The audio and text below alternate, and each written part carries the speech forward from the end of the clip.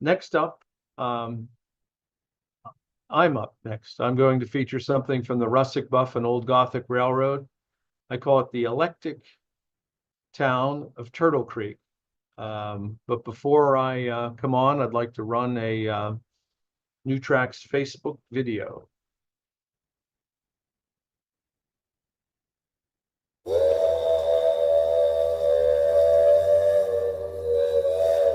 Does it seem like eternity waiting for the next Wednesday night and a New Tracks event?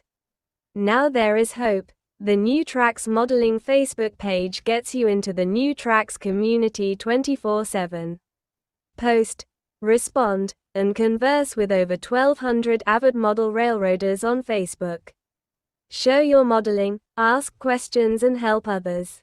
Join now, it is free and easy. Use the link or QR code to open the Facebook page. Okay, so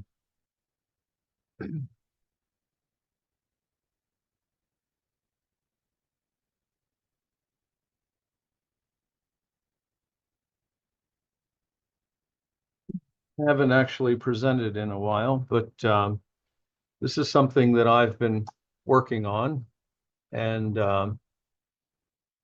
it's pretty much finished right now. Of course, why should it work? Oh my God. Hold on a moment. This isn't supposed to happen to me. Okay, there we go. So this is the scene that I'm going to feature this evening. This is more or less complete. And I'm going to show you how I built it step by step in 15 minutes. I started by punching a hole in the backdrop for this tunnel, and then I ran these tracks around to the back half of the layout, which is not complete. This little scene was put in last year as a start, just a little hobo camp. Next up, I started temporarily placing buildings in the against the backdrop. I wanted a cityscape. I model gritty Pittsburgh and the southern Indiana limestone belt. This is the Pittsburgh portion, if you will. To the right is my infamous Shantytown. To the left is more of the city. It's incomplete. So the first thing I thought I had to do was put in these tunnel portals. And at the suggestion from someone on New Tracks, they said, don't put in two concrete portals, put in two different portals to make it more realistic. So the idea is originally there would be a timber one and then later a concrete portal. Then I put in this is the only kit in the scene. It's somewhat kit bashed. I thought it would be good to put in a tower there because there's a lot of turnouts switches in front of it to the left. To make that tunnel portal, I used this cardstock and basically basswood. Then I painted it concrete and weathered it with a hunter line stain and some pan pastels. So that's a cost virtually nothing and really came off as concrete. And then I put it in place. And this is all cardstock and basswood, and very inexpensive, very effective look. Looks just like concrete to me anyway. And then I put in a little retaining wall here, and I use this pink foam. So as you'll see, I cut this down to fit. I put another piece of pink foam in here. Then I put with Sculptamold, I basically drilled two holes here, poked this in, and cemented it in place, if you will. Picture on the left shows the Sculptamold over the pink foam. Then I've put in additional gravel here. I simply take pure Elmer's glue, paint it completely with Elmer's glue, put down my ballast in various Woodland Scenics colors. Then I hit it with Woodland Scenics cement on top of that. It seems to work for me. These buildings are still just sitting there and they're not in place yet. This is that tunnel portal. You can see this is 1/4 inch material that I've wood grained with a razor saw. That begin staining it with a 100-line stain. This is that ship decking. It's a quick, fast way to do a buildup of individual pieces. To be honest, I no longer use it because they want roughly $20 a sheet. So it's kind of gotten expensive. Then I put in a retaining wall here, some billboards, and I put in the other side of the tunnel portal. I wanted to make sure I had walls in my tunnels. One thing I always, when I visit a model railroad, if I look in a tunnel and I see foam or unfinished, it always, it's not something I wanted to show on my layout, so I put in the tunnel portals. Now, it's kind of hitting you with a lot here at once, but I'm still trying to figure out where these buildings are where these buildings are going to go. This is my whistle stop saloon scratch build won 3 national structure titles. I wanted to work that in the scene. You see here I've put in on the road here, I've put in tire marks. I built this little scratch build here, which is basically a place for the railroad men to hang out. It's like a watchman's stand. Moving over here to the right, this is the Porto Baracho Cantina. Gary Beatty and I exchanged structures. I was going to try and work this in, but it just never looked right. Just looks too different from what I'm doing here. We had a backdrop story, but I'm going to use it on another part of the layout, but not here. To put in the buildings, I basically put this strip wood in. You can see my tunnel portals are in place. I put this strip wood in to support a foam board. This is a structure I got from Len Eberwein. This is how I received it on the left, and this is how I modified it on the right. So I called it after one of my high school friends suffering from sobriety. Let us help you. Lublin's Hair of the Dog Bar. It's closed, boarded up before and after. So this is the order of the structures. I have the Hotel Riley. I have this building. I'm actually, to be truthful, I'm going to pop this out. I'm going to build another building in here. I'm not real happy with this one, but this is the order of the structures in that portion of the layout. I put a foam photograph in the back there.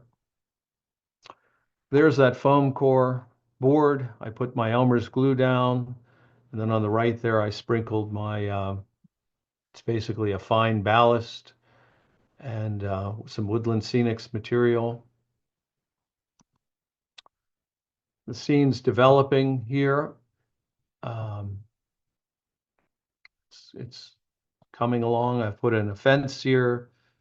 I put in some advertisements. There's the fence with some advertisements on there. I put in the stairs here. I put an outhouse in place, put in the scenery here. It's a layering process. I call it eclectic because there's a lot going on in this scene, a lot of detail. The more you look, the more you find. I put billboards up here, some advertisements on the concrete. Scratch built another building, just like a railroad maintenance storage facility. Here's the watchman's stand. Here's the switch stand. More advertisements here. I put an advertisement on this side here. Some debris everywhere.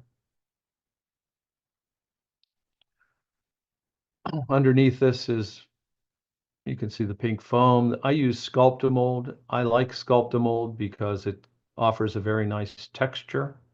It blended into the existing Sculptamold perfectly. I used a Hunterline gray, I think they call it I don't remember what they call it. It's a gray shale. That's right. A gray shale. It's almost like a paint. And then I hit it with a dark brown stain. It's a very nice look that's effortless. It looks like cut rock, like they cut this out. Basically, it's a Hunterline gray shale, Hunterline dark brown. And then I began additional just painting this with Elmer's glue, sprinkling the ballast on in various colors. Got a nice little road going here. There's that structure. There's more or less the finished. I'm going to put a structure here. I'm going to put a burned out building here.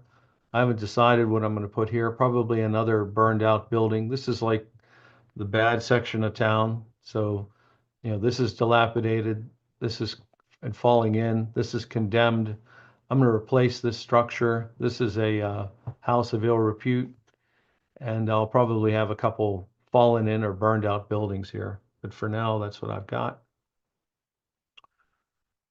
These are the finished, this is the finished scene here for now. If you step back from the scene, there's a little graveyard here. A little morbid, but a fresh grave and some more bums, hobos, tramps. This is a close-up of the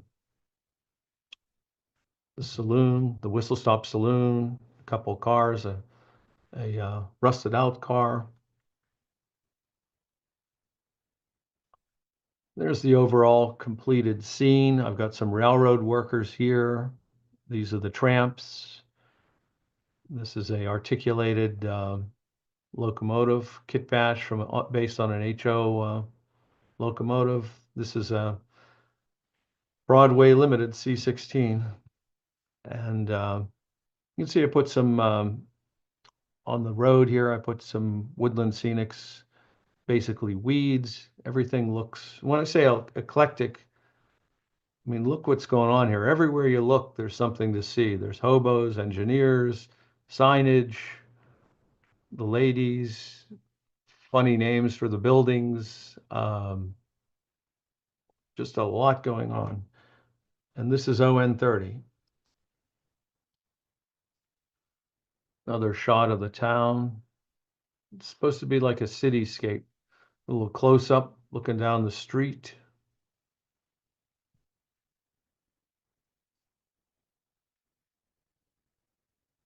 More overviews.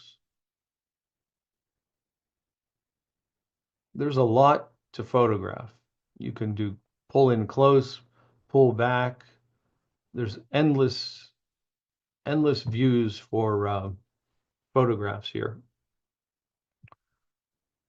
This is what I mean eclectic. Look what's going on. All these colors, all these figures, two different tunnel portals. The track is detailed. It's rusted. The railheads are painted. The ties are painted. And a lot of work goes into a scene like this, but it's worth the results. And that's the pullback. That's the scene. To the right is Shantytown. To the left will be more city. That's what I got for you this evening.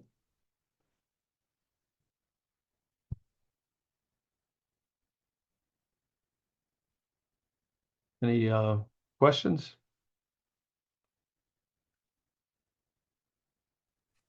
How much area does that take up, Tom, on the railroad? About 3 feet, Wow. looking at it behind me. That's a lot of work in 3 feet. Yeah, a lot of stuff going on in 3 feet for sure. Yes, definitely. And like you said in your program, when you do freelancing and you do On30, you're not doing really, I'm doing a loose prototype. I wouldn't say I'm doing a prototype. It's just all fantasy. You can Yeah, do yeah. whatever you like. Yeah, Hey, have fun. That's the name of the game. yeah. Okay. Um, next up, we have our show closing and the caboose, which will feature our final layout tour of the Pittsburgh Narrow Gauge Convention. It's an HO layout. Before I put Father Ron, our traditional close, I'd like to run the New Tracks donation video.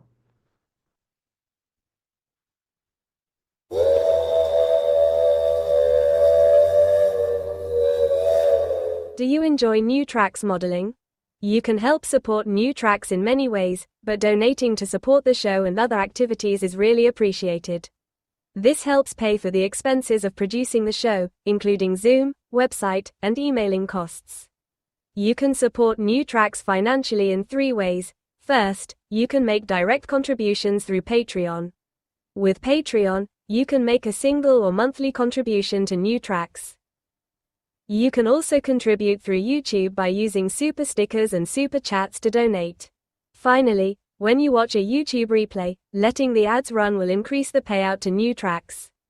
Thank you for supporting New Tracks modeling.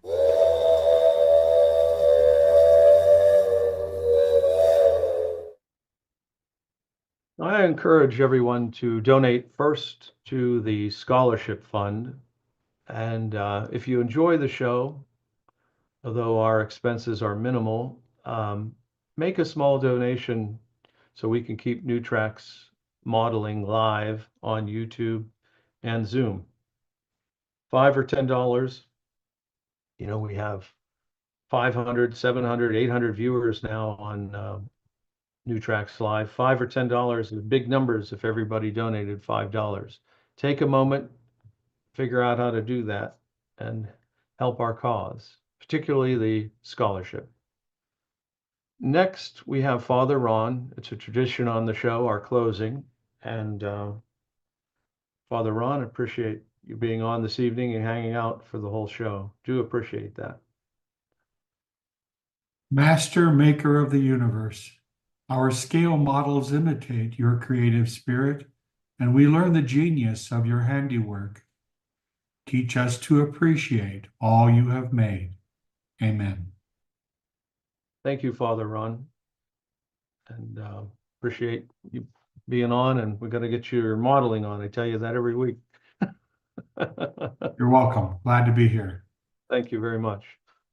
Well, next up, we have Phil Edholm, who's going to run our caboose and featuring the final layout, as I said, from the Pittsburgh Layout Tour.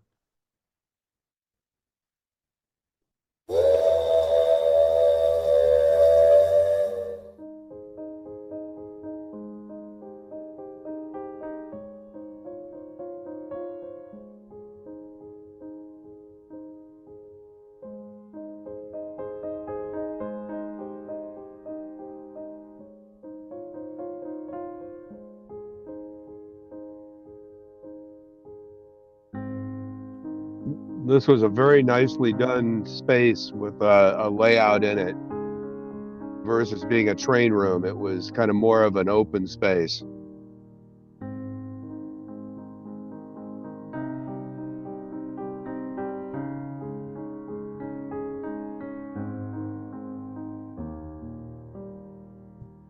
If you've never gone to a convention, a national convention that has layout tours, you're really missing out on a large part of the hobby.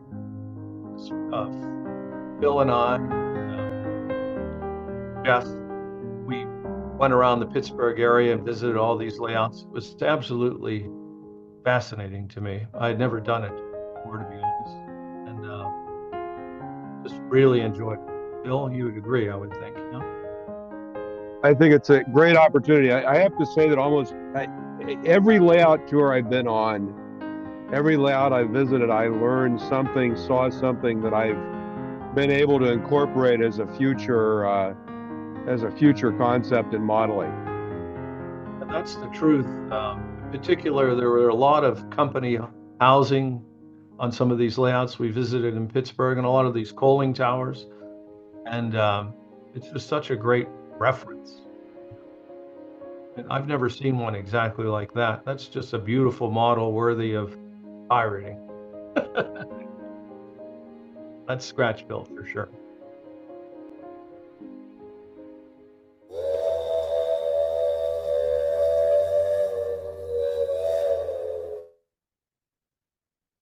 Well, that concludes our show this evening. And as Jim Kello used to say, tell your friends about us. We want to get the viewership up into the thousands, and we need your help to do that. So if you have people that you know that are model railroaders that aren't tuned in to either the Zoom or the YouTube, encourage them to join our show. And I thank you for your viewership this evening. Have a good evening.